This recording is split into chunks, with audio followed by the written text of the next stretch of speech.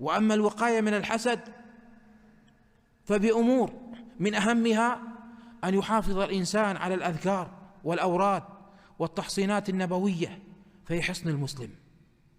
أيضا كتمان ما يدعو إلى الحسد من النعم. قال ابن الجوزي رحمه الله: ينبغي لمن تظاهرت نعم الله عز وجل عليه أن يظهر منها ما يبين أثرها ولا يكشف جملتها، وهذا من أعظم لذات الدنيا التي يأمر الحزم بتركها، فإن العين حق، وكل صاحب نعمة محسود.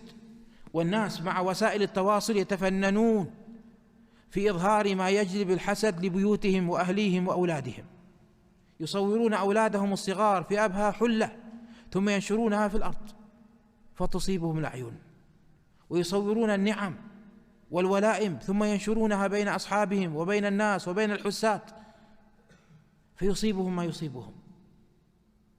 استعينوا على قضاء حوائجكم بالكتمان.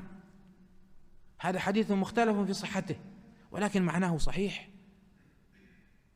فكل صاحب نعمة محسود. ثم الأمر الأخير قلة مخالطة الحساد أو ترك مخالطتهم إن أمكن. قال ابن حبان: لا يوجد من الحسود أمان أحرز من البعد منه، لأنه ما دام مشرفا على ما خصصت به دونه لم يزده ذلك إلا وحشة وسوء ظن بالله ونماء للحسد فيه.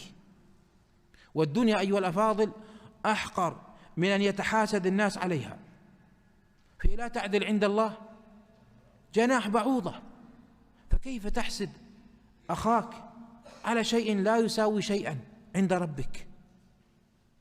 قال الفضيل: المؤمن يغبط ولا يحسد، يعني يغبط يتمنى أن يحصل له مثل ما حصل لك مع بقاء نعمك عندك وزيادتها لك.